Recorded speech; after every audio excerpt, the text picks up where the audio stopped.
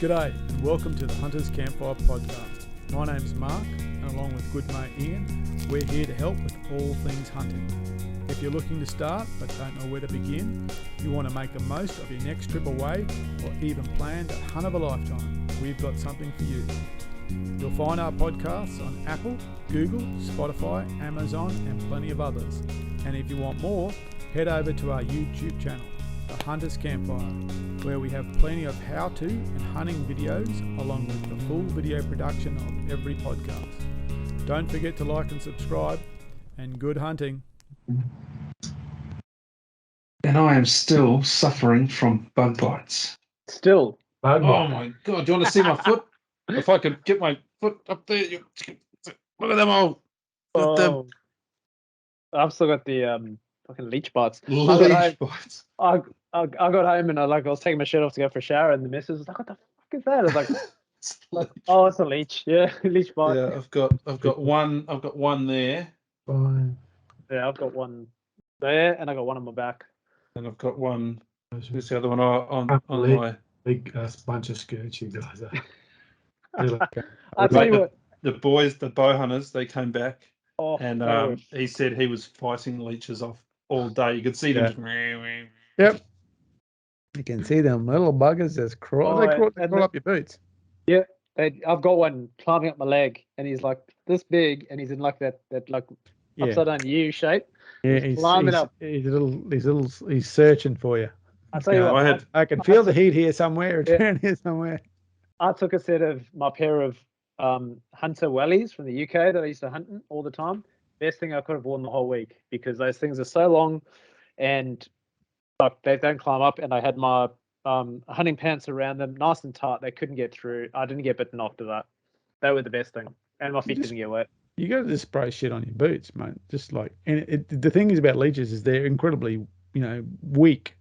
Yeah. So nothing. I had one climbing up my hand, and I went and grabbed one, and it turned around and bit my finger. So I grabbed it with the other hand. It turned around and bit the other finger, and I was trying to squash it. It just kept biting me everywhere. The thing was like a predator. Anything kills them. So Well, apparently I couldn't kill him. Yeah. Anyway, fed it to the fire. That was the end of him. That's it.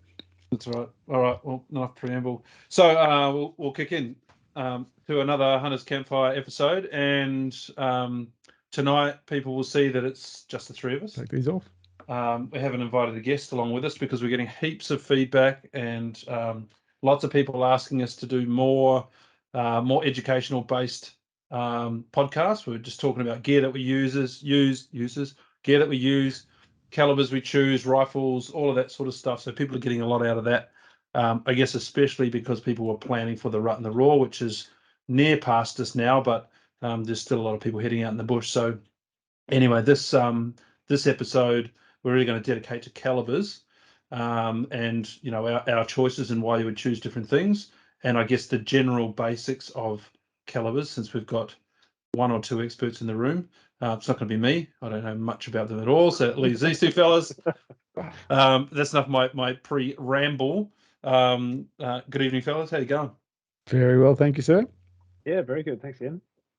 We're just having a bit of a chat about frickin' leech bites. Jono and I have just come back from a State Forest trip to Nundle, which was great. Well, Mark manned the fort and kept the socials humming, which was great to see. So thanks for all of those efforts. But Jono, it's not your first trip to Nundle, but a bit of a different experience this time with only a short couple of days. Yeah, absolutely. So this was my third trip. The last trip I went was, I think, 4 years ago, 2018, and it was very eye-opening to see how the forest had changed. So 4 years ago, there were certain spots that I went to, and now you go there and there's no trees. They're all gone. So it just shows you how the forest is continually evolving. It's continually changing. Trees are growing, trees are being cut down, and you've really got to adapt to what's going on the ground at the time. And yeah, it was a different trip. We camped in a different place. It was a different lot of different bunch of guys. It was a much shorter trip, so I didn't have much time to do much scouting. It was really go to a spot, check it out. Is there sign? No, move on to the next sign. Didn't have time to really explore some of the areas. I just had to pick an area that I thought was going to work, and that was based off, you know, some of my previous scouting that I'd done, and only to get there and there was no trees. So it really shows that, you know, the e-scouting, pre-scouting work is really important when visiting state forests, because it's continually evolving. And also using, you know, some of the advice and knowledge that some of the other guys who've been on the ground a few days before me had, like yourself. You said, I went down here, there was no sign, don't bother going there. So I kind of took that on board and sort of tailored my opportunities or my addings accordingly. But it was a good trip. It was an awesome trip, much shorter than I'd normally do, which I kind of regret. I got the tail end of the trip, which was very wet and cold and miserable, but made the most of it and really hunted hard and saw some animals. Saw a pig. Mark, you would have loved it. Actually, you know what?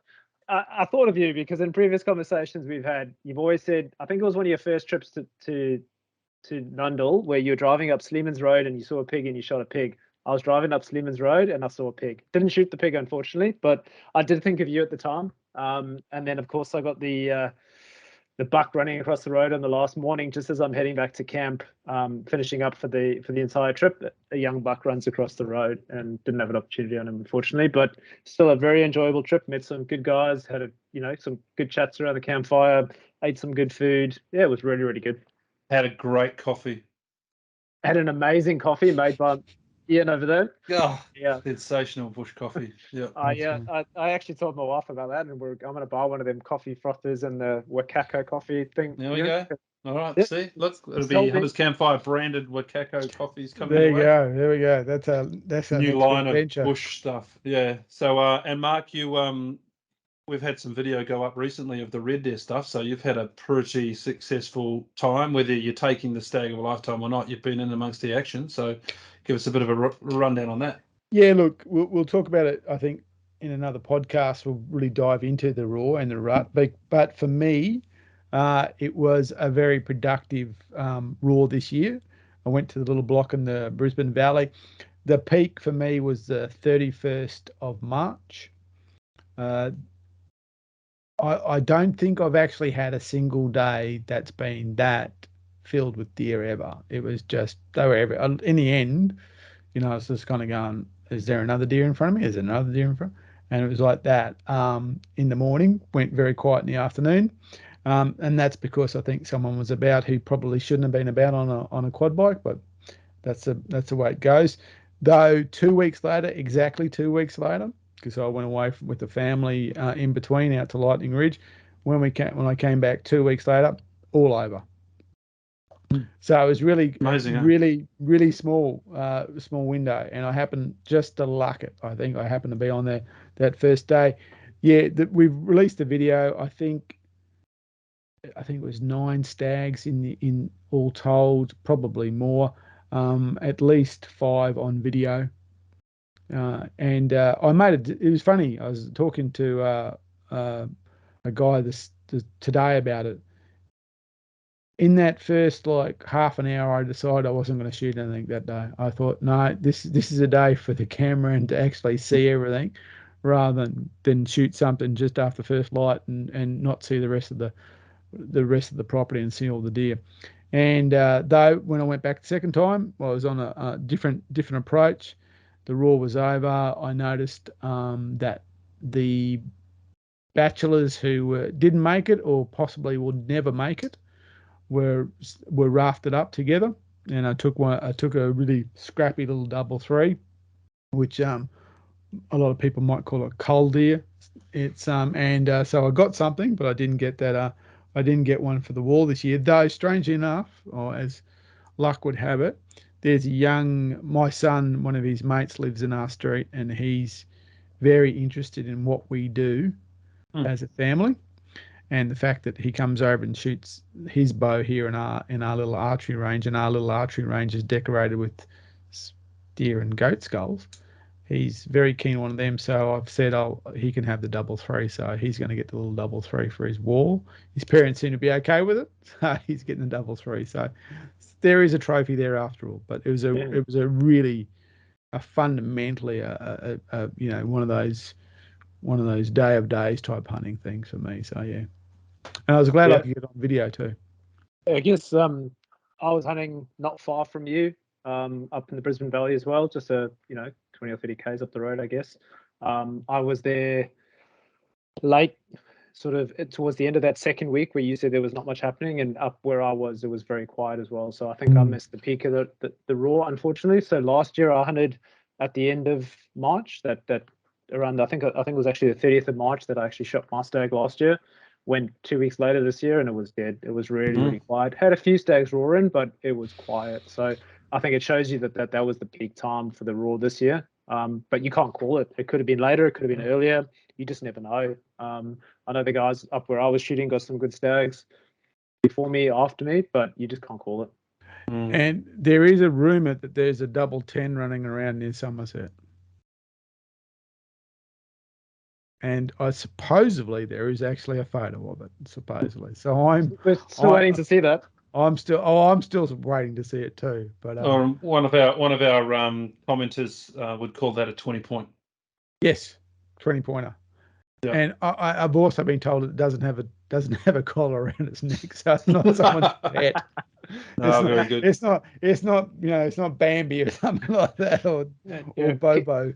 Bobo the stag. No, is there a photo of the fence in the background when it was taken? No, look, it's on private land, so there will be a fence, but it's not like a high fence. It's a guy's, that's in his backyard. So yeah, I'm chasing that up because I want to lay eyes on it first. So that's that. So. Well, before we get into calibers, I'll just go back to Nundle for a sec. The camp we had, we'll deep dive into it as well, and we'll talk a bit more about it. But it was awesome to have so many of not so many, but a number of our listeners from around the country show up and share the camp with us. It was originally organised as a club trip, but we had a lot of interest, so we just kept inviting people along. We had people come from South Australia, which is a hell of a haul to come up to the Tamworth region. So good on Pat for doing that, and all the best for his ventures.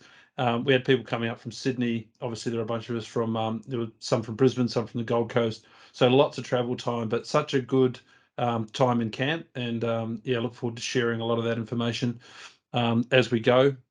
We saw lots of animals. Everyone saw animals, but they were harder to find than years gone past.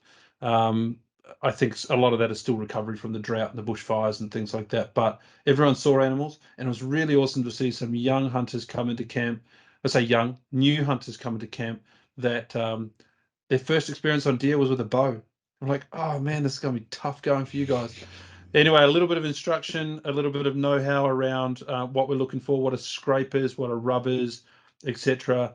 Go out on day one, find that something, find that scrape. Mark where it is, walk along the contour, find its second one, find its third one, cut your way into a track, cut a track in so you're nice and quiet getting there, and then just go and sit over it. One of the boys he sat over the scrape with his bow for 7 days in a row. Every morning he was up at 3:30 in the morning. Jesus. And he was down there before first light, and he sat over that scrape, morning session, afternoon session. He saw 7 deer come to the scrape, all 10 meters outside of his bow range. But he saw 7 deer, bucks, spikers, does and fawns. Just unbelievable for a new hunter to get that close. And there's lots more of those stories. So it's it was a really cool time. So I'm glad people could come, and it's great that the community is sort of growing around that. Yeah, it is. It sounded. I didn't get there obviously, but it sounded like you guys actually had a deer camp, which is the aim, isn't it? We want to have the deer camp. Well, the guys hunted hard. We socialized. We sat around the campfire. Yes, it was cold. It was wet. We all congregated in Ian's annex of his camper trailer around the fire, keeping warm and dry. But everyone was in good spirits. Everyone was getting up early, going hunting, putting in the effort. Dave sat around on that scrape 7 days in a row. It was an awesome time. I'm glad I went, even though I was only there for a few days. I'm so glad I went. It was well worth the journey. Excellent. Okay. To transition to calibers. So there was a comment made, or a couple of comments made now, that or questions about calibers. How do you select your caliber for what you're doing? If you're a new hunter, what caliber should you be looking at? Should you be borrowing before you buy? All of those sorts of things. So I'll lead the conversation because I don't have a lot of input to give. Because I've got my 1 or 2 calibers and that's about it.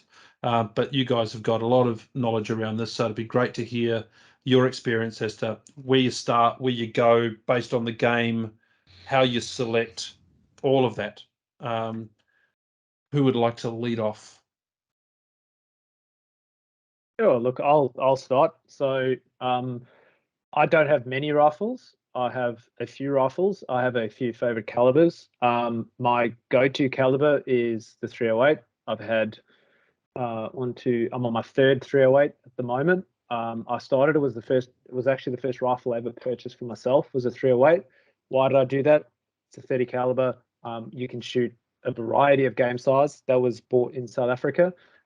So I bought that because I could shoot anything from a small little mountain reedbuck or a darker all the way up to a kudu or, and even an eland. It's maybe a little bit small, but I've shot an eland with my 308. And that was it. That 30 caliber, it provided me with an opportunity to use different bullet ranges, or different bullet weights, depending on what I was going to shoot. So it's just the versatility. I find it a very versatile round.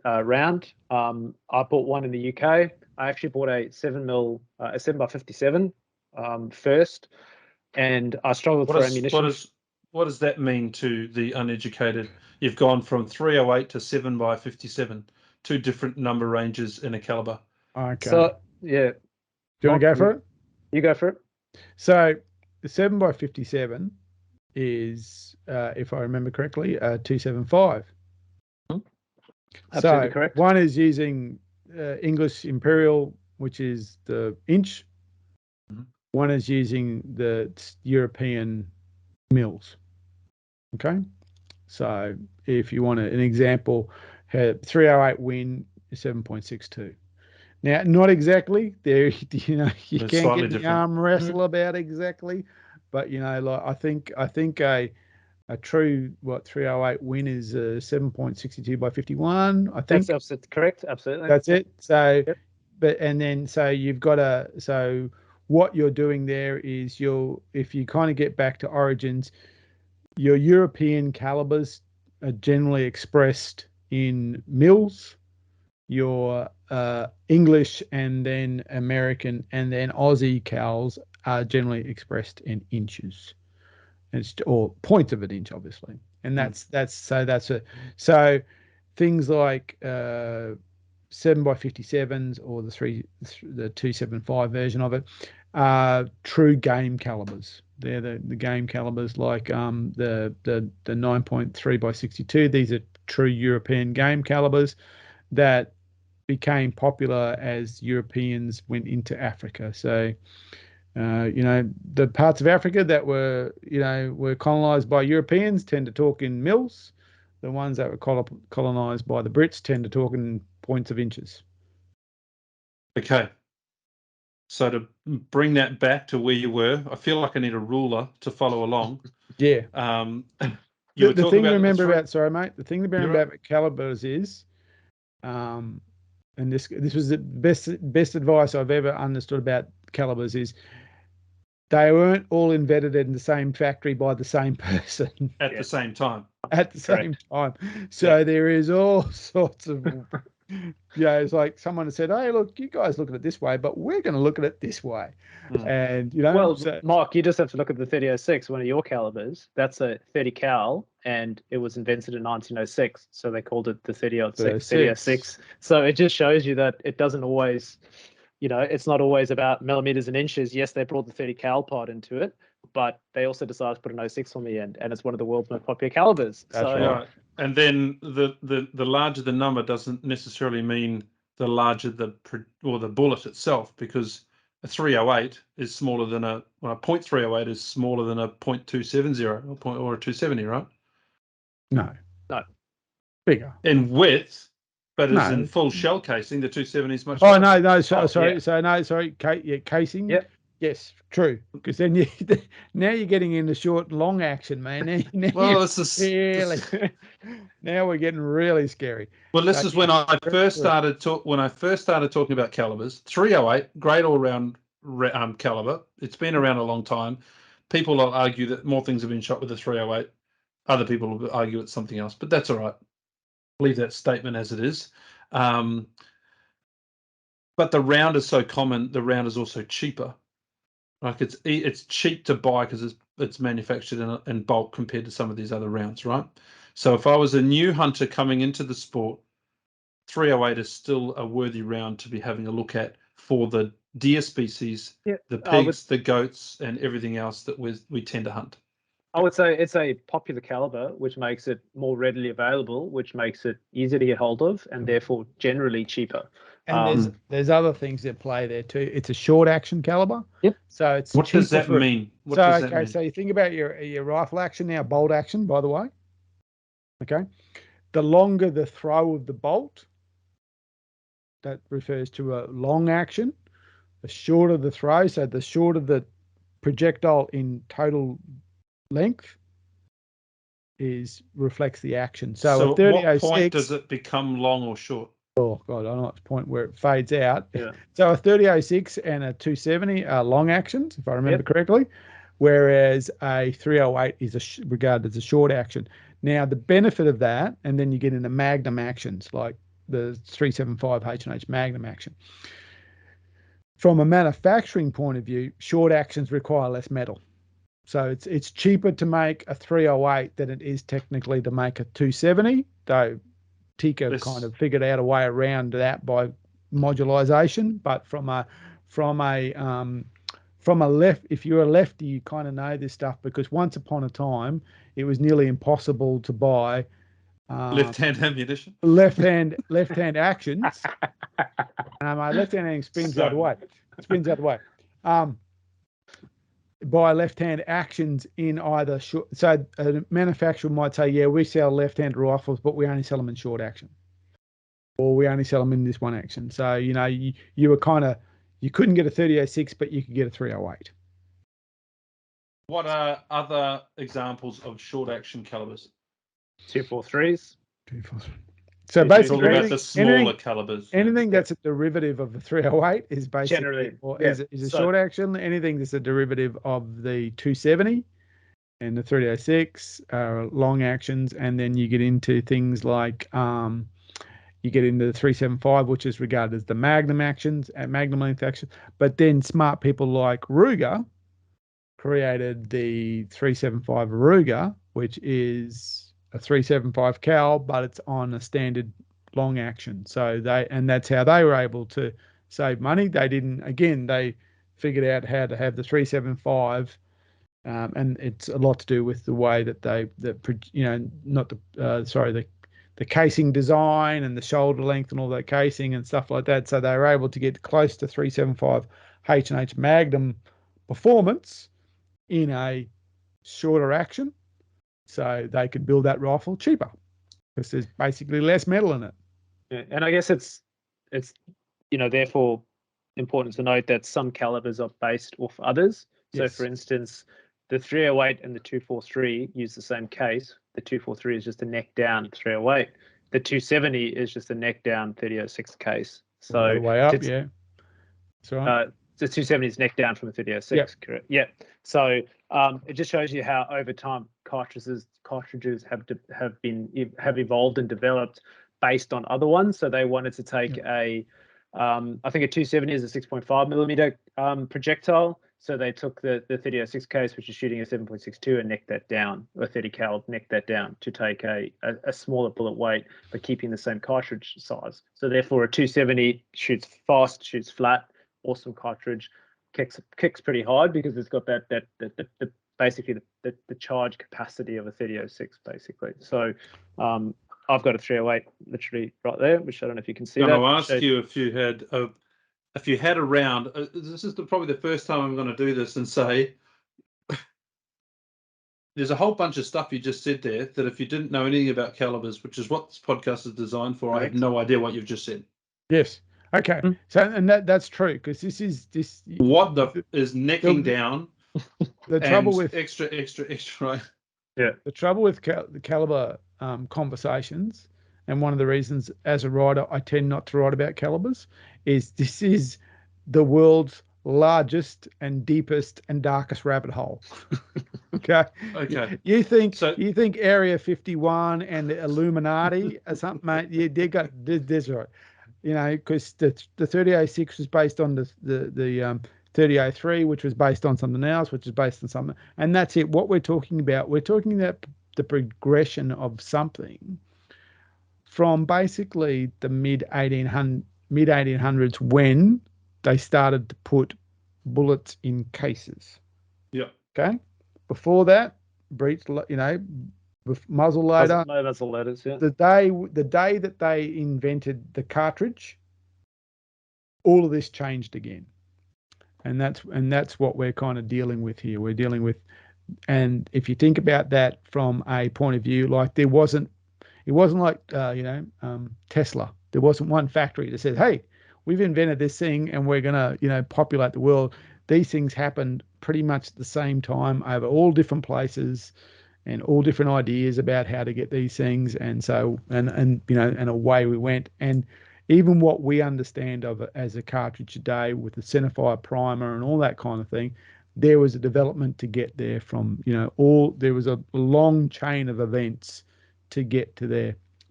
Okay. So it can be very, very confusing. Let me ask you some layman's questions then, Sure. and I feel like I'm going to rip this podcast apart and put it in a different order. But I did like the callback that you've just created, which is, this is darker than the Illuminati rabbit hole. So it is. Here is my layman's term from a layman rifle owner, right? Sure.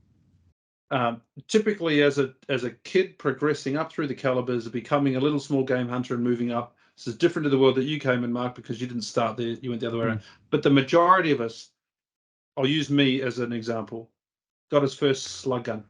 Yep. Right, and off we went with little pellets, and I was bashing birds that weren't supposed to be there because whatever, and rabbits in the paddock, and that's fine. You progress up to a 22. Now, 22 is a rimfire. Mm-hmm. Does someone want to explain that versus a centerfire? Oh, okay, sure. Do you want to do rimfire versus centerfire? Or is that self-explanatory? No. Well, and don't forget, there's about that's the tool. Yeah. Then you get pinfire. Answer So do you want to do rimfire? Yeah. Look, so rimfire basically means that. So when and it's generally on the 22, much smaller calibers. So the base of the cartridge, when the firing pin, it strikes the rim of the cartridge, it ignites the primer. So the primer is basically embedded in the bottom of the cartridge. So the case, the brass shell, and it actually comes as a liquid. They pour it into the bottom, and it solidifies, and it gets a strike on the edge of the rim of that cartridge, and it ignites the powder and fires the projectile. Okay. Versus a centerfire, which is a strike in the center. The correct. Primer So in there's a sensor primer which sits in the bottom of the cartridge, and that creates that small little spark, goes through the I don't know what the term is for that little flash hole, and ignites the powder. So you have a firing pin on a center fire, which is the center of that primer, hopefully, or you have on a rim fire where it hits the edge of the rim and where that the entire primer is sitting. Generally, I found it in smaller cartridges. And you found that a rimfire, if you see, when you look at it, it's like a crease, as opposed to a dot. Yeah. So when you look at centerfire, you're talking basically projectile, propellant, and primer in a case to bring it all together. Yeah. Okay. Then people moved to the Hornet, 22 Hornet. What was the difference between a 22 and a 22 Hornet? Just more grunt. Just more grunt, more powder. Longer cartridges, more powder. The thing about rimfire is so the rimfire case has to be softer. Yeah. So that you can compress it, and out it goes. So the limiting factor of that is you can't, and the way propellant works, you want to be able to you want to hold it on as long as you can, because that makes the bang better.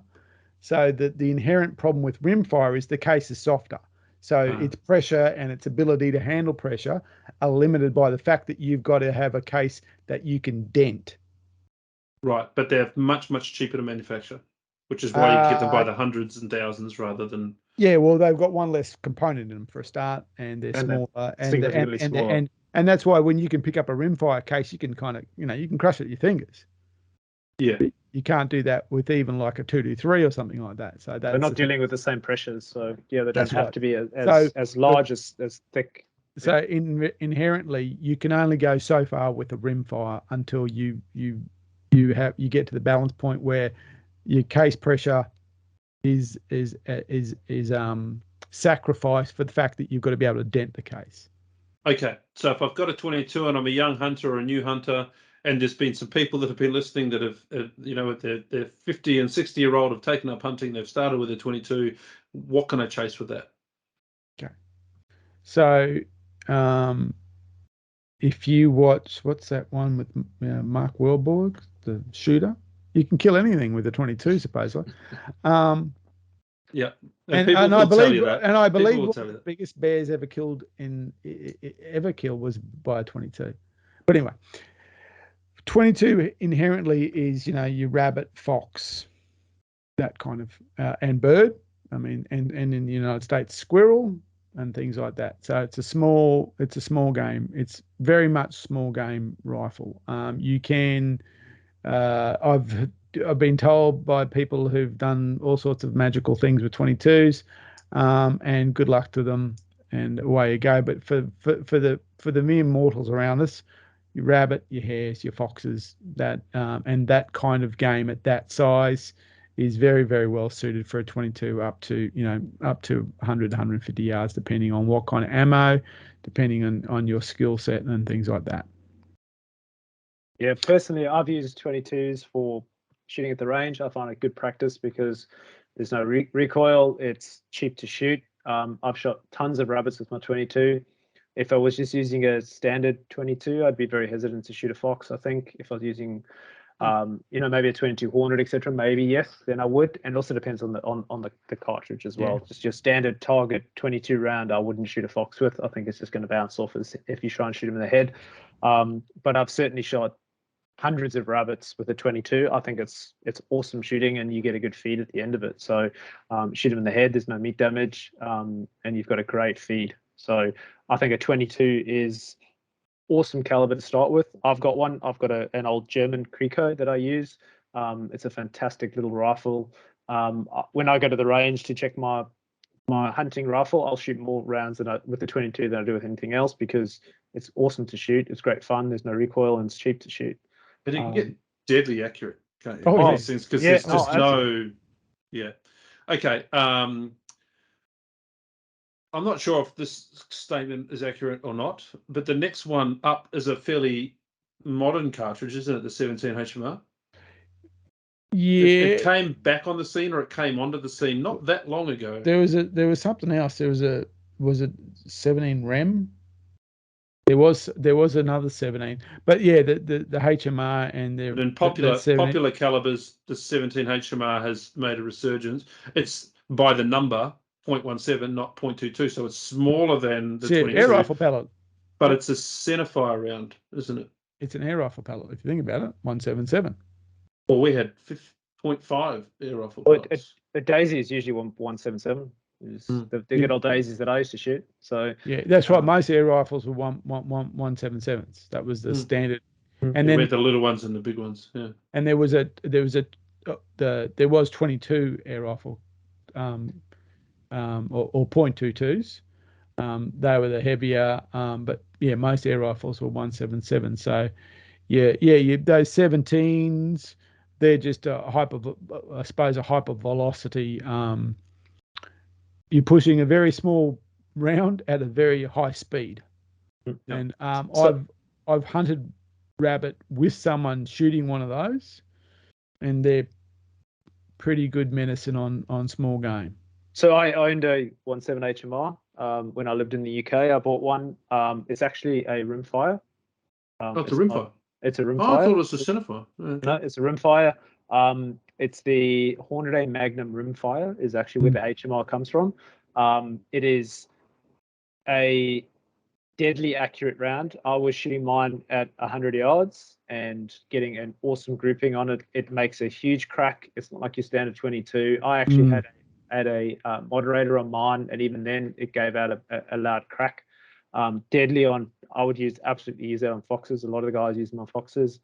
I use mine shooting foxes, shooting rabbits. I even know someone who shot a deer with one in the head. It wasn't supposed to, but he did. But it dropped it on the spot. That's a deadly little round. It doesn't recoil, or recoils very, very little. I would highly recommend one as a step up from a 22, especially if you're looking to shoot a little bit further. But it's a beautiful little round. I think you struggle for actually getting ammunition in this country. I think there's a bit of a shortage. It's not that. This was a few years ago, so I was looking at getting one, but I was told that you would struggle to get ammunition for it back then. But what an awesome little round. Right. Okay. So moving up from that in my world would be to the 223. Yep. There's missed anything in the middle there that we should think about? There is a thing called a 204 in there, which is one of those super high velocity little flying spear rounds. But for most people, the next jump up is the 223, and I think the 223 is I think it's the most popular caliber in the country, or very close to. Yeah. So it's also the military 5.56, isn't it? Well, yeah. Or again to the nearly. It's more to do with the casing, in the fact that, for want of a better description, and I'm sure someone will currently be laying on the floor, doing the Homer, spinning around as I say this, but basically the 223 REM was a civilian designed primarily to come out of a bolt rifle. 5.56 and so on were magazine fed, so they're slightly different. And there's actually now, though, you can get rifles that'll actually tell you that they can quite comfortably shoot both rounds. And I believe in the States, a lot of the AR platforms, they'll say it'll shoot both. So, because there was some slight, there is a slight variation between the two. Okay. But it's only slight. So 223 then is our entry point almost for the centerfire. And look, I'm going to kind of break tradition here, and I reckon if you're an adult, I would start on a 223. If I was starting on a rifle, I'm kind of not that big a fan of the idea of starting on something and working your way up, only because when I was 18, they let me drive a real car, not a bumper car, and kind of said, here you go, son, you've got your license, you get to play with the real cars. So I kind of look at shooting that way for me, and that's because that's how I learned. I didn't start with, I wanted a cowboy gun, I wanted to be a cowboy, so I bought a lever action. Sure, I handle that. Scared me a couple of times, but you got used to it. But if you wanted to start somewhere as an adult, that is, I would highly, and you didn't, so you didn't want to just shoot rabbits. You wanted something that was a little bit more. You could take a little and do a little bit more. I think a 223 is actually a really good place to start. One, it's got no real. If you're an adult and you weigh more than you weigh 70 kilos plus, there's no real recoil in a 223. If you're at the range and you got earmuffs on, there's no real sound issues, and they're as cheap as chips, and everyone makes them, and there's a million different variants out there, and you can buy cases of hundreds or thousands of rounds for much money, so it's cheap as chips. I know Cleavers used to, I don't know if they do anymore, but they had these specials where they would literally sell 1,000 rounds of 223 for next to nothing. So it was like a 22 if you wanted to have something a bit more grunt. And I actually, when I got back into shooting after a break, I started with the 223, and we used to just shoot the barrels out of those things at the range on a Saturday morning.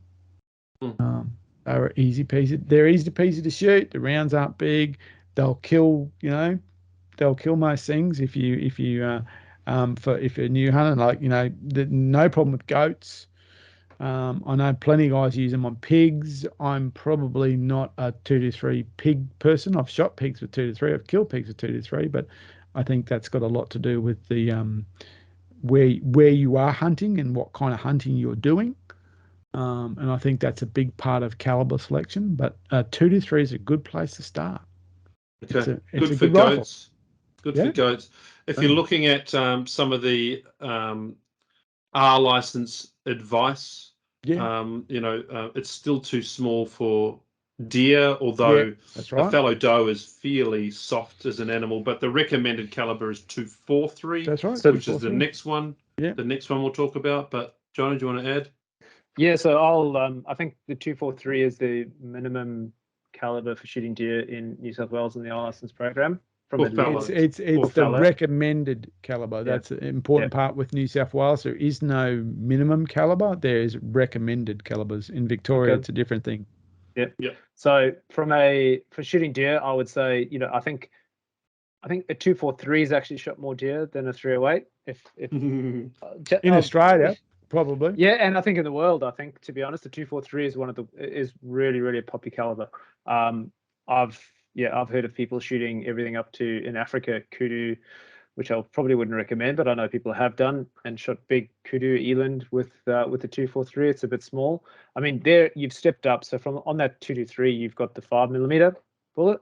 When you go to a 243, you're actually stepping up to that 6mm. So you're going up slightly bigger in that bullet diameter. I would say a 243 or a 243 equivalent.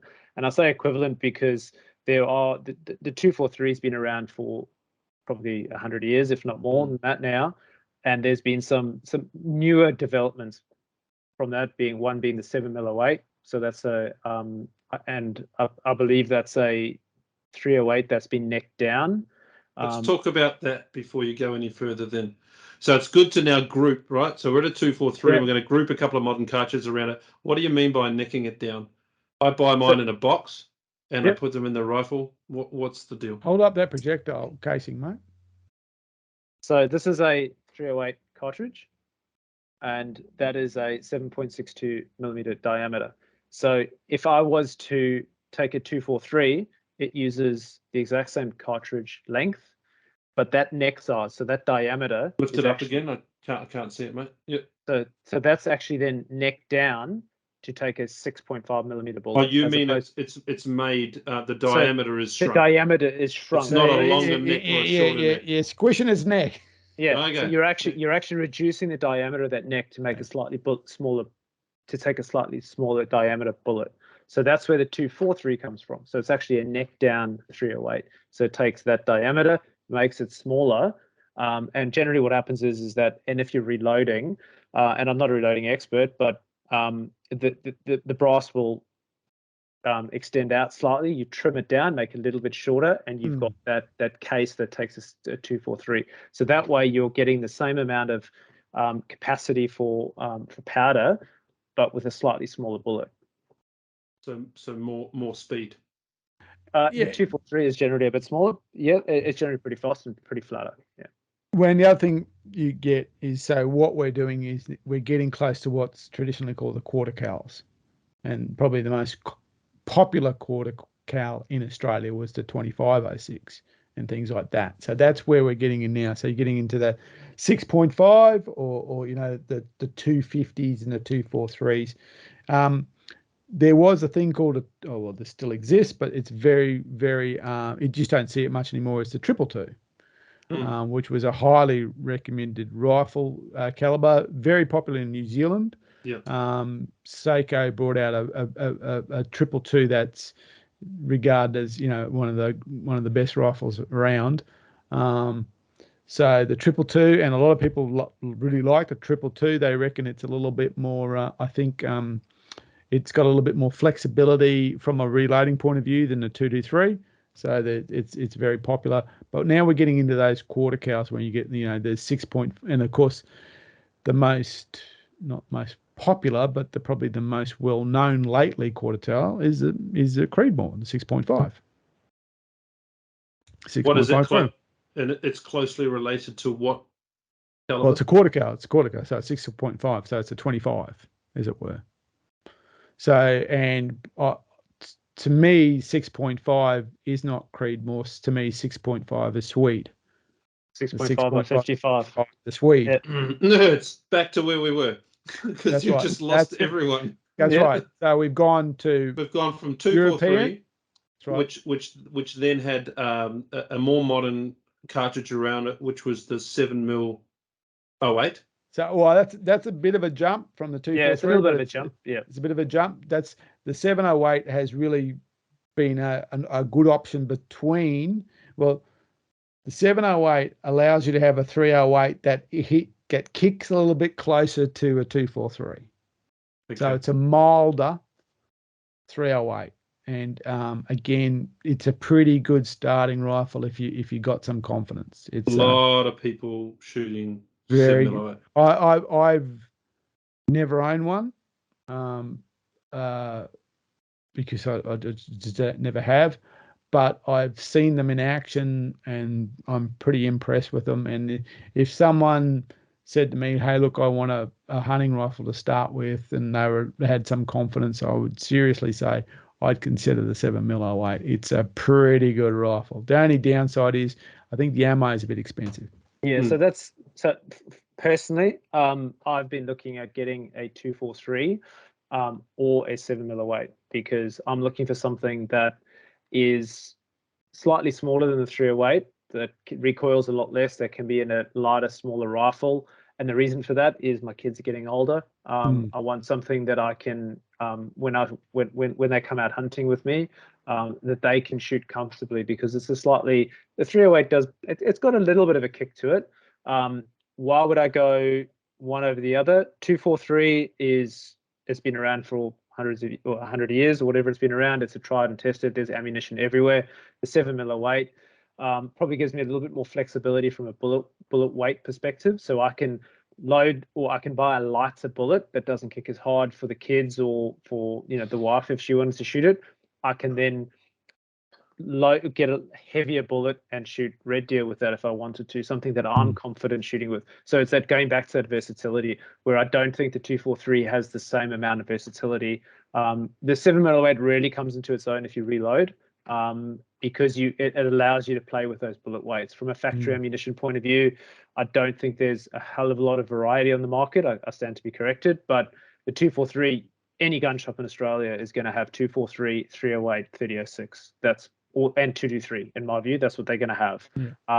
But the 7mm 08 just gives you a bit more versatility in the round. So I can say I'm going to shoot 120 grain, 130 grain for the kids, and I can load that up to 150 if I wanted to, for myself if I'm going to shoot red deer. So it's a very versatile round, and I think that'll probably be one of my next calibers of choice, will be the 7mm 08. Right. Okay. Then it's worth talking briefly about projectile size, because each of these calibers that we've spoken about, you can then go and purchase or load various different grain weight in the projectile itself. So who wants to run that? The kind of asterisk against that is the larger the caliber that you start with, the more variety or more flexibility you have. So you can't load or you can, but you don't very much load a 243 past 100 grain. But you can load a 308 down to 110. I know you can buy 120, and I know Seiko do 130. Right up to the 200. So you once you get, one of the benefits of going bigger is you can go smaller or you can go way bigger. One of the limitations of starting smaller is you kind of top out, and that's a really, for instance, with the 223 you top out pretty quickly, and what it is you can't stabilize the projectile. So you can't go over a certain size, because what your projectile loses stability. And there's even things like, you can't actually even chamber the round if it's magazine fed, because it's literally, once the projectile makes it longer than the magazine itself. So you kind of get into those issues when you try to play around with projectile weight at smaller end. The bigger end, you get more flexibility because you got more to play with. That's generally the rule. I mean, there's always exceptions to the rule, but that's generally what happens. So when we're looking at projectile weight, that's really important. And I think when it comes to caliber selection, a couple of the really important things are not just, the diameter of the caliber, but what weights are available for it. So, for instance, people go, 270, world's best hunting rifle. Pretty hard to say it's not. But the difference between a 270 and a 308 at 150 grains is negligible. And yeah, ballistically, you can get the tables out and can prove one goes faster than the other. But in terms of felt effect, there's no deer that's going to go, I just got hit by a 270, or that's a 308, a 3006. It's not going to be like that. We're talking semantics. But what happens is when you get into the bigger projectiles, a 3006 can carry a bigger projectile. So I know Woodley used to do at least a 200, if not a 220. I think 3006 is up to 220. Yeah. 220. So you can carry the bigger projectile as opposed to 270. So that's why some people say I'd rather have a 3006 than a 270 because I can load it up past the operating range or the basic operating range of a 270. But I guess the other thing when taking into account bullet weight is the heavier the bullet, the trajectory of that bullet is therefore affected. That's right, of course. Yeah. So if you're looking to hunt big open plains, you're not going to go and buy a 3006 and load it with 220 grain bullets because the trajectory of that bullet, it's a heavier cartridge, a heavier bullet weight, it's going to be severely affected by that. You want a faster, flatter shooter, maybe a 130 grain 270 is going to be the better way to go. So really, you've got to tailor the bullet weight to what you're hunting. You can find a bit of a sweet spot with some calibers and some bullet weights, which is kind of what I do. I don't have a huge arsenal available to me. I've decided that the 308 is my caliber of choice. I've got some bullet weights. I know some people prefer the 130 grain, some people prefer the 180 grain. I've gone kind of towards the slightly heavier end because I'm shooting, I'm shooting red deer, which is a bigger animal, so I prefer a slightly heavier bullet. I'm shooting 165 grain in that, but I have shot as low as 150, and I've shot as heavy as 180 grain when I've shot kudu. So it depends on what I'm shooting. I found that 160, 165 to the 168, depending on the bullet manufacturer, is that sort of sweet spot for me and the way that I shoot and the animals that I shoot. But I know people who shoot red deer with 130 grain, and they'll gladly take that out to 200, 250 meters. I've shot a Vaal Raybuck in South Africa, which is a very, very small mountainous animal. I shot that at 270 meters with 168 grain. But that's because prior to that trip, 3 or 4 days before, I was hunting a different animal in a completely different terrain. So I needed a bullet that I knew was shooting straight and accurately, and I settled on that 168 grain because I knew it was shooting well. So you've really got to think about what you're shooting, what sort of shooting you're doing. I find, and this is me personally, 308, 165 grain, I can take red deer up in the Brisbane Valley. I can go down to New South Wales and take goats. Mark and I had a pretty successful trip on the goats back in February in Severn. Down in Nundle, I'd gladly take a fallow or a pig with 165 grain 308 because I know where that bullet is going. It's really understanding what that, how that bullet is performing and where it's shooting at your different ranges. So I'll go to the range, I zero it at 100. I like mine shooting at a 1.5 inch inch high at 100, and I know out to 300 that I can hit in the vitals quite comfortably. So it's really a versatile range for me. And then you get in, of course, you get from weight, you also get what makes that weight, and that is bullet construction. So that's the next big thing. So, the better the quality of the projectile, because there's two parts of this equation. One is what's it like when it's going through the air, and if you're a target shooter, that's what it matters because then it's going to run through paper. But for us, what happens when it hits? That's the big part. So what happens to that projectile when it hits? That's what hunting is all about. So then we've not only got to consider weight, as in 150 grain, 162 grain, and so on and so forth. then we've got to also consider what bullet construction. So what happens after it hits, and that's where you think, you varmint bullets and all sorts of different things. So that's also a big part of the selection, is what happens. See, I generally only shoot 150 grain out of a 308 or a 3006. I prefer that slightly lighter shot myself than a 165 or 180, which are pretty common in those two calibers.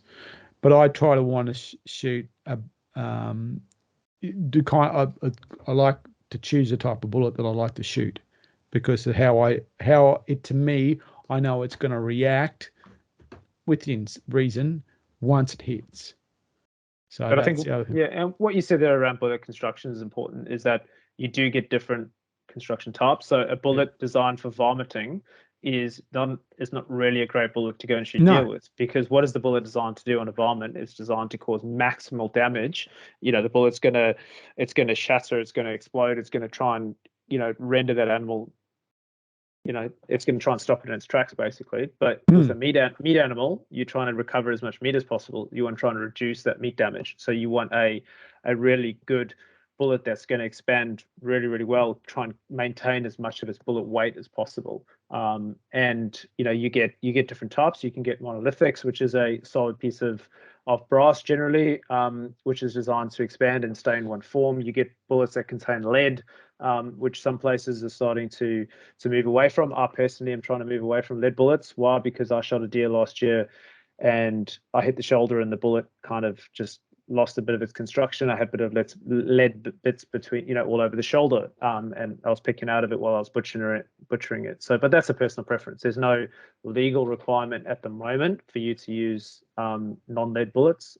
It's a different story when you're shooting ducks. So a lot of areas have banned lead shot, for instance. Not the still shots.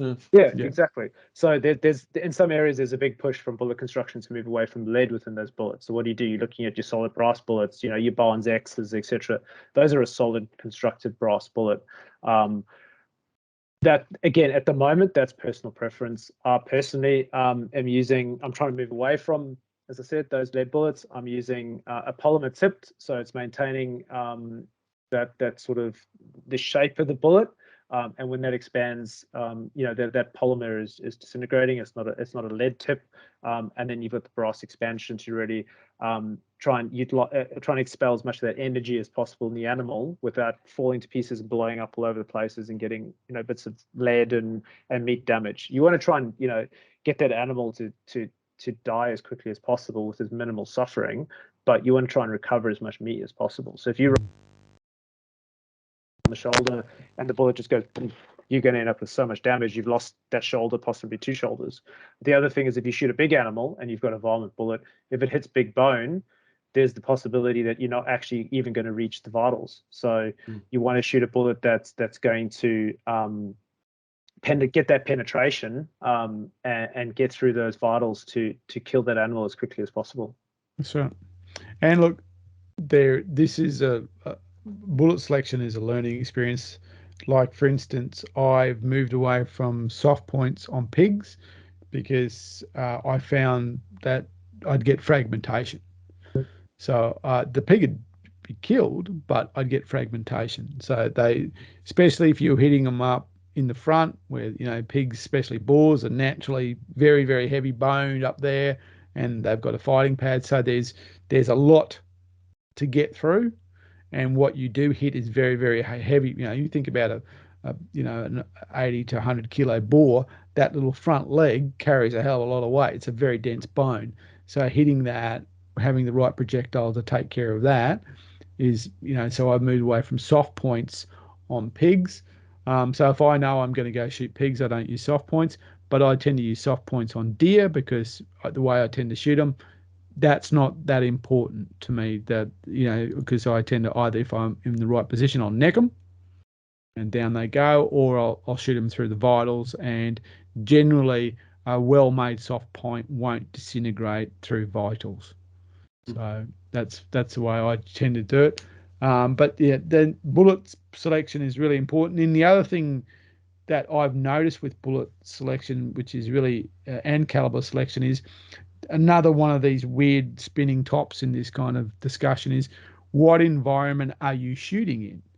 So if you are shooting off the back of your truck in a paddock at an animal that you can see at a couple of 100 yards, at 300 yards or whatever it is, off a rest, your bullet is your expectations on that bullet is different if you're hunting, for instance, somewhere like in Victoria or in a forest where it's heavy cover.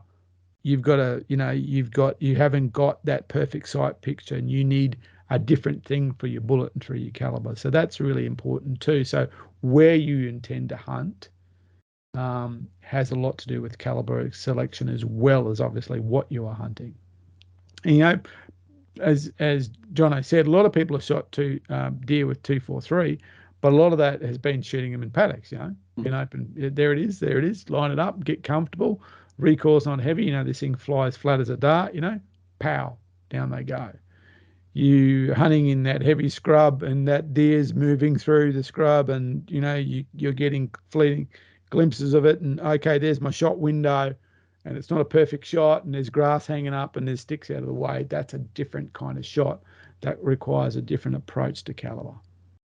Yeah, and I guess, with an example of that was our recent trip, Mark, to Severn, where we had those goats pretty, reasonably close. But I didn't have a clear shot of the vitals, and I was not comfortable to take that shot. Because the vitals were slightly obstructed, and my background has always been you only shoot when you've got a clear shot of the vitals. Whereas if you've got a big, heavy, bullet, for instance, a mate of ours shoots a 450 Bushmaster, which he bought specifically so that he can punch through that brush and hit those goats on the other side. It's a different story. So again, you've really got to tailor your bullet weight, bullet selection against what you're hunting, how you're hunting. If you're really looking for those pinpoint accuracy, rounds, your 308s with a nice, soft point or polymer tipped or something like that is really going to give you that superb accuracy and killing power when you hit that animal. If you're hitting, if you're hunting ferals in a state forest and you've got lots of brush in front of you, you're happy to punch through and punch through some brush with a slightly heavier, slower bullet. So it really comes down to you've really got to tailor your caliber, your bullet weight selection against what you're hunting, where you're hunting, and what you're hunting for. Are you trying to recover as much meat as possible? Are you happy to sacrifice a little bit of meat? Again, that comes down to, you can go and shoot a young little fallow doe with a 300 Win Mag. Absolutely, you're going to hit it. It's going to fall over. There's not going to be much left to eat afterwards. So you've really got to tailor it and think about how you're hunting, what you're hunting, where you're hunting. Yeah, that's it. And it's really the question about caliber and rifle is really quite, it's a series of questions you got to get to. So for instance, I don't own anything. Oh, actually not true. I just bought a 22. Before that, I didn't own anything that didn't start with a 3. So I don't have a 243 or a 223. I have 30 cals. And and I had 2 preferred 30 cal. I had what I used to call my state forest gun, which was a Ruger Scout. So short action, short barrel, bark like a dog, kick like a mule, but 10-shot mag, perfect for hunting state forest. That quick acquisition target. There it is. Got to make a shot. Bang. And I had what was my deer rifle, which is my custom Tikka 3006, traditional deer rifle, traditional deer optics, the whole lot. The quintessential hunting rifle. Because I was using them generally in different locations to do different things because I had different game animals. So that's a big part of that. So understanding what they're doing. You ever hunt in state forests? It's very rarely do you get that kind of perfect. It's very rarely is it perfection. You've got to actually take the shot. You've got to, and that's where things like being comfortable in your caliber and your rifle and those things are probably more important, because ultimately I like to think that on top of all this is accuracy. So everything answers to accuracy.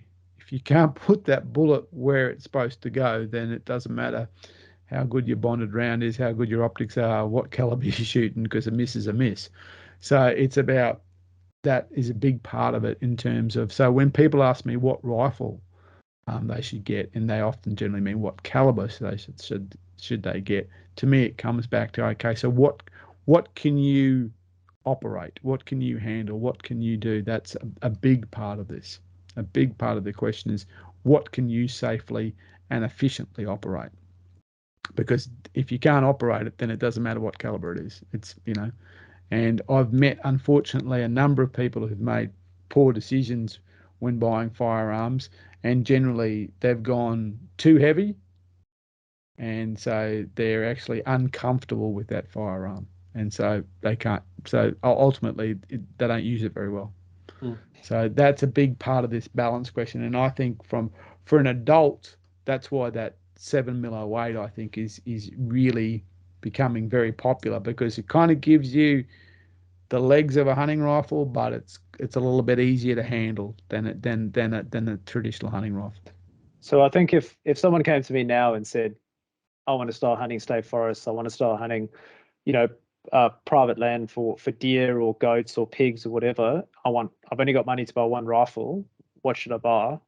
My recommendation would be a 7mm08. That's what I would recommend. Why? Because you can buy those lighter bullets. It doesn't kick as hard. It's very versatile. There's pretty good factory ammunition. Psycho, Tika, they're all they're available in those calibers. It's a very good caliber. That would be my recommendation. I wouldn't say go 30 cal to start with. I think it's going to kick a little bit high. People are going to develop a flinch. If you've gotten a background in shooting and you've shot smaller calibers, then yes, absolutely go for 30 cal. But I really think that 7mm08, me personally, is that sweet spot. 270 is, there's a couple of, quintessential calibers. One of them is the 270, the other is the 30-30. If you actually want to talk about guns that probably killed more game, it's probably the 30-30. That gun has, it was the sporting rifle for many years, the typical sporting rifle. And I started with the 30. My first rifle was a 30-30. My first centerfire rifle. I had an air rifle before that. My first centerfire rifle was a 30-30, and I put it to good use. They're quite limited in many ways, but they are also, like anything, they have their advantages. Was that they were very easy to handle. They shoot they're quite pleasant. I always thought, people used to say they booted like a mule. I always thought they were quite pleasant around, and up to 150, 200 yards, they're freight trains. They kill most things they hit. But it's kind of fallen out of favor because it is a lever action and it has inherent problems with its design in terms of velocity. But Hornady have got around that with that lever evolution ammunition, which gives the 30-30 a closer, but not exactly to 308 type of performance. But that's where I started, but that necessarily is not right for everyone. I think if you wanted to do the progression climb and you're an adult, I would think a 2 to 3 would be a great place to start that progression climb.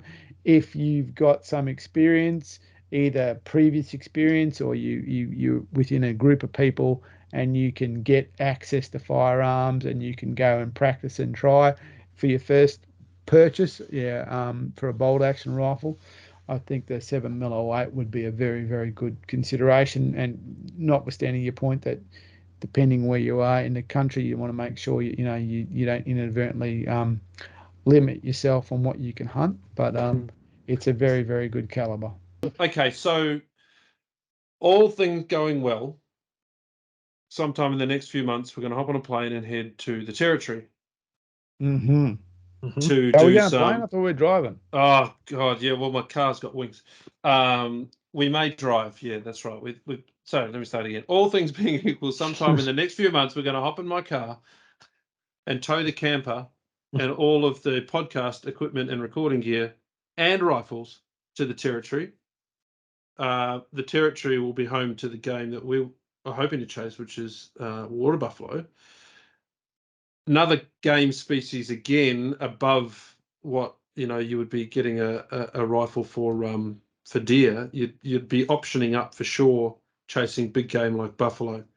My only experience chasing buffalo was carrying a fairly large caliber that I can't even remember what it was around as someone with a bow and arrow decided he wanted to shoot, and I was the backstop. But I'm going to be more prepared this time. I chickened out and went back to the car, which meant he had to. So what are we considering with calibers then when you move out of deer, or maybe into samba, but everything bigger again? You have brumbies and donkeys and camels and buffalo.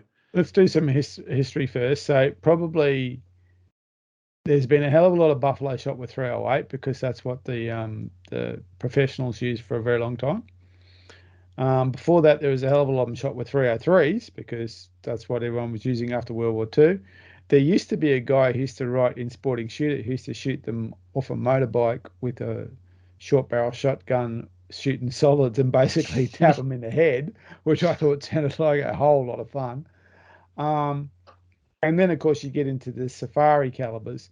So, and getting, segueing right back to the very beginning, then if you're going to shoot safari calibers, if you're of a British extraction, you'd probably say, well, there's nothing better than a 375 H&H Magnum.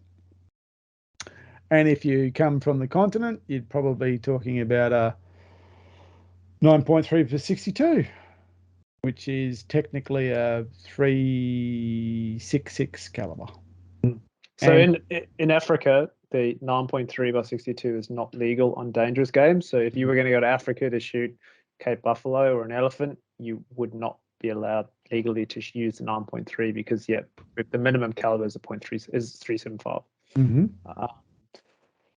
So yeah, sorry, Mark, I was gonna. But is that in Africa or is that in English Africa? English colonial Africa? Is that everywhere? Well, that's generally in Africa, as far as I'm aware. Anywhere that allows the hunting of dangerous game is the minimum caliber is a 375. Oh, okay.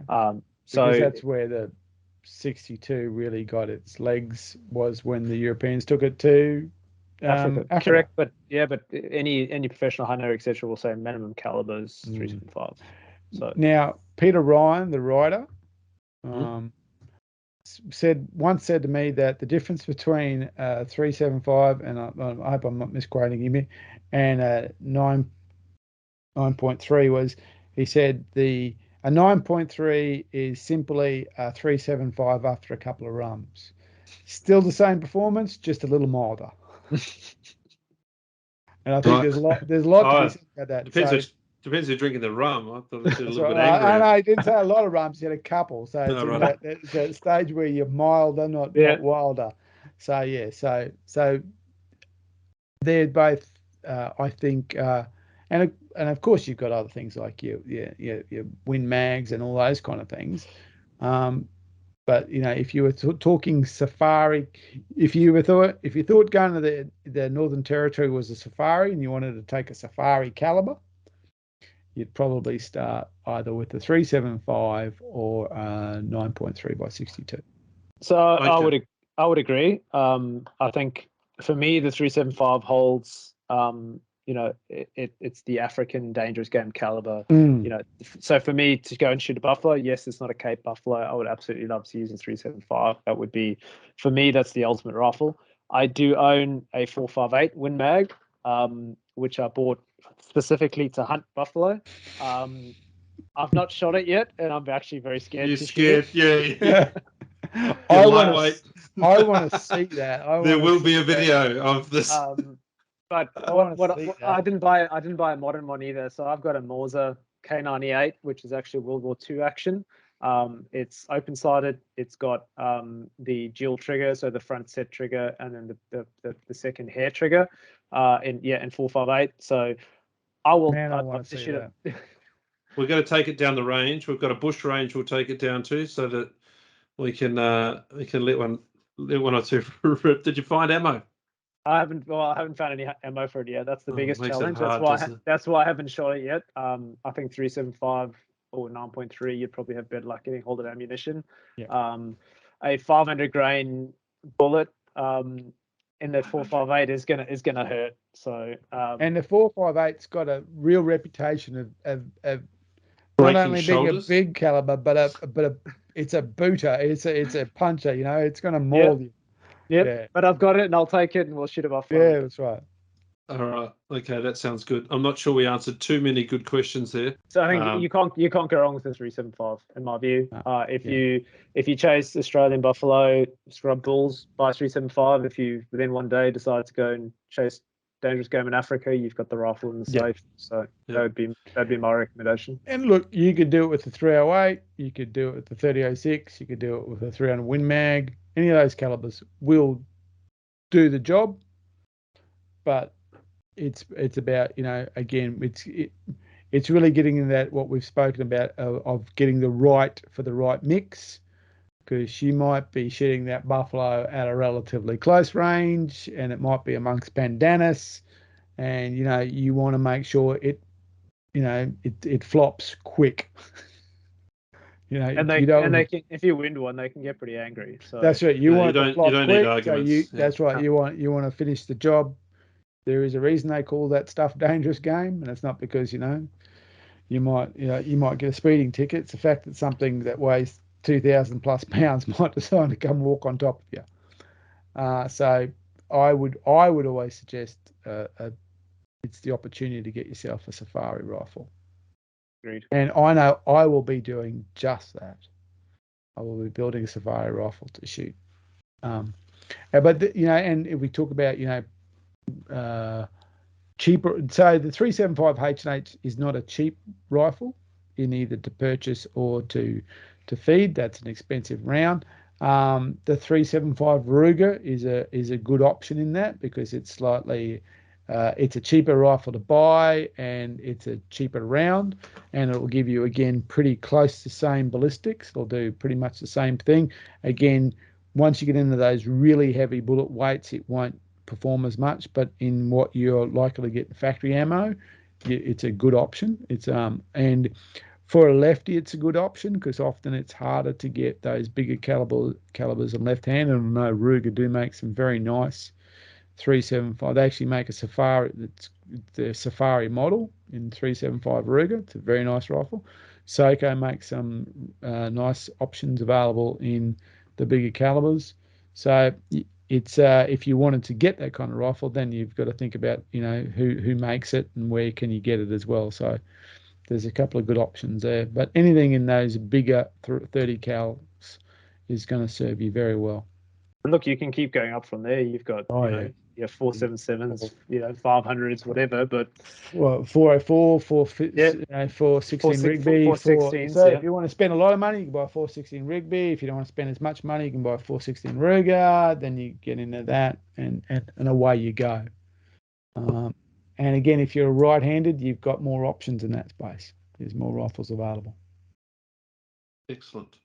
Okay, I think we've covered it. Oh yeah, just one thing. I'm glad we went back to the start, because I understood the progression better than I did the dive in and try and figure it out version. Yeah. So you only need one round for the Northern Territory, and the backups will do the rest. Oh, that's it. I'll wait for you guys to finish it off. Yeah. Yeah, so you've got yours. Mark's going to build one. I'm going to tap my good friends at Beretta on the shoulder and get something that's suitable and modern and pre-sighted and ready to roll. And we'll head up and go chasing buffalo. That sounds fun. Well, look, it depends if I can get ammo for it. Otherwise, I might have to go for something a bit smaller. But I would like to shoot a buffalo with it. Put it that way. Well, here's your opportunity, hopefully, and we'll keep we everyone can put this one together. Yeah, we'll keep everyone updated as we pull that plan together. It's going to be a bit fun. It'll be epic. It'll be great. Anything else? The only question I didn't ask was, what makes a cartridge or a projectile, not a cartridge, what makes the entire fucking bullet a magnum? When does it become a magnum? What do you do to a bullet to make it magnum? Oh God, what a question to end on. It's based on its velocity, isn't it? It's size, casing size. Okay. A big part of this is advertising. Okay. Okay. Yep. Good. Okay. So technically, you know, we tend to think of advertising as new, but they've been advertising stuff for hundreds of years. For instance, you know, some of the antique firearms. Once upon a time, if you wanted your antique firearm to sell, you would stamp London on it. It didn't matter where it was made. If it said London, people went, "Oh, it's a London gun." You know, Magnum is kind of, but not exactly like that. It's a term describing a certain type of caliber that is a bigger, not only a bigger caliber, but a bigger total projectile length. Yep. So there is actually an argument that a 3006 is a Magnum because it's an upgrade of something else. So according to Wikipedia, a Magnum cartridge is a firearm cartridge with a larger case size than or derived from a similar cartridge of the same projectile caliber and case shoulder shape. There you go. So Got technically, more power behind the projectile. So technically, you could argue that a 3006 is a velocity. Magnum because it's an upgraded version of the 270. Yeah, Basically. so, Oh, well, so yeah, you I could thought argue it was far more definitive than that. No, it's a term. So a Magnum, so basically it means everything's a bit longer. So then you have to have a Magnum action that can feed and eject, but it also it's going to have higher pressure, so it's got to be a stronger action to take the pressure and so on and so forth. So a prime example of that 270 Winchester short Magnum is a Winchester with a shorter case, and it's based on that, and it's got more powder and more velocity, so it's a Magnum cartridge. That's right. And it's the difference between a 4440 and a 44 Magnum is that basically the 44 Magnum has more grunt than a 4440. Right. It's got a supercharger. Yeah, a bit more grunt. Grunt. Got it. Yeah. Thank you. Viagra makes most blokes a Magnum. Yeah, basically, yeah. It's or Tom Selleck with Viagra, Magnum PI. Or at least the packaging does. It might not actually give you any more grunt, but it certainly sounds cool. Right. Okay. All right. On that note, I think we're done with calibers. Finish. I was going to say, how about we finish on what is each of our favorite caliber bullet weight, and why? And why? Because that becomes hard. Okay. Well, I am the uneducated caliber person of the group, and I originally started with a 270 because when I walked into the gun shop and said, "Mate, I want to hunt deer," they said, "And this is the rifle for you." Thank you, Peter Lurs. And I used that rifle for a long time. I found the rounds were a little bit more expensive than probably what I would have paid for a 308, but it did the job, and it ticked all of the boxes for clubs and states and territories and all of that sort of stuff, so that was fine. When I decided I wanted to upgrade for Samba, I decided to go for the 7mm Rem Mag, and I am really just bedding that down now. I've only had it for a little while, and that's my current go-to rifle. It's not really a go-to caliber though. It's the go-to rifle. It's got my favorite scope on it. It's basically the package that I've got that I grab off the shelf when I want to go hunting, and I shoot everything from goats to fallow with that. I know it's overgunned for it, but it's the one I've got. So I don't have a caliber preference based on the science of you two gentlemen. What about you, Jono? Me, 308 for me. I find it's a very versatile all-round caliber. I found the 165 grain bullet is perfect for what I like to shoot and how I like to shoot. I can shoot anything from goats to fallow to red deer to pigs. It's legal in all states. It's probably a little bit light for Samba. If I was going to shoot Samba with it, I would probably upgrade to 180 grain bullet, but it would absolutely be legal and would certainly take down a Samba. But I really like that 165 grain. For me, I've had the most success. I found the best accuracy, best performance with that 165 grain and 308. For me, it's, as I said, it's my third 308, and I just love it. Mark? Here comes the 3006. Well, here's the thing. In a way, I'm like you, Ian, is that it's more about the rifle than the caliber. So if I was to be honest and say what was my favorite caliber, it would be 12 gauge. And what would my favorite from 12 gauge would be slugs, closely followed by 9-ball buckshot. That'd be my favorite. If I could hunt everything if I was brave enough and good enough to hunt everything with slugs and 9-ball buckshot, I would do it, which would make a lot of people cringe, but that's why they call buckshot, because it's meant to shoot deer. However, if we're talking about rifle calibers, it would probably be the 30-06 over the 308 because it's just got a little bit more versatility. I generally shoot in both 30-06 and 308 150 grain. I'm pretty much a 150 grain type of shooter, and I find that well, I mean, I have missed, and I've had not all shots have been perfect, but of the many game animals I've taken the vast majority of them with that combination, either a 308 in 150 grain or a 30-06 in 150 grain. So that'll be it for a rifle caliber. But if we're talking about favourites, it's 12 gauge. That's my favourite. Good one. All right. We'll call that quits. That's a really good overview. I understand more than I did before. Good. Oh, look, In we're a roundabout way. We're certainly yeah. we're not experts, but it's good to get everyone's personal opinion on calibers and bullet weights and bullet constructions, and hopefully that provides people who are listening with a bit of information that can help them make that their own personal choice. Cool. All right. Yep. We'll call that a night. Thanks, fellas. Cool. Good night. Bye. Good one. Catches. Hmm. Oh, I forgot to ask. Why only pansies shoot Creedmoors? Well, it's a funny thing about Creedmoors.